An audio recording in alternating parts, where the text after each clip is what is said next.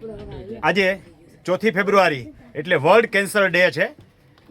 કેન્સરના જે દર્દીઓ છે એ મોટા ભાગે સોલેનો પેલો ડાયલોગ છે ને કે જો ડર ગયા સો મર ગયા, એટલે ડરવાની કોઈ જરૂર નથી. કોઈ પણ નાનો એવો રોગ હોય, જો તમે ડરી જાઓ તો એ રોગ સામે તમે સંઘર્ષ કરી શકો નહીં. કેન્સર હવે એવો કોઈ ભયાનક રોગ નથી કે જે એનું ઉકેલ ન હોય, જેનો બીજી જિંદગી જીવવા માટે થઈ અને કેન્સર સામે લડવું એ અગત્યની વસ્તુ છે.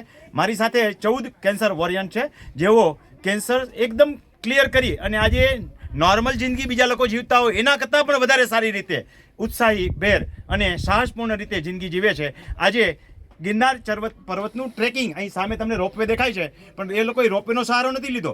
પર્વત ચડીને યંગ છોકરાઓ પણ ચડી નથી શકતા. એ કામ આ દીકરીઓ અને આ ભાઈઓ, જે મોટી ઉંમરના ભાઈઓ પણ છે, એમને પણ કરી દેખાડ્યું. આમની ઉંમર તમે જોઈ લો કે જે લોકો રોપવે દ્વારા થઈને જ ચડે છે, કોઈ ગિરનાર ચીડા નહીં હોય. ઘણા બધા યુવાનો જ્યારે આ બધા જે છે કેન્સરનો સામનો કર્યા પછી આ ગિરનાર પર્વત જાતે ચડી અને આજે 3 કલાકની અંદર તમે અહીં જોઈ રહ્યા છો કે અંબાજીની ટૂંક સુધી પહોંચી ગયા છે.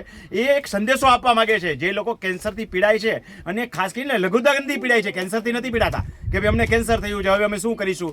એ લોકોએ ઝડપથી આ લોકોમાંથી સાજા થવા માટે એક પ્રેરણા લેવી જોઈએ. એટલું જ નહીં, આ લોકો તમે કદી કલ્પનાય ન કરી એવું કામ એ કરી આવ્યા છે.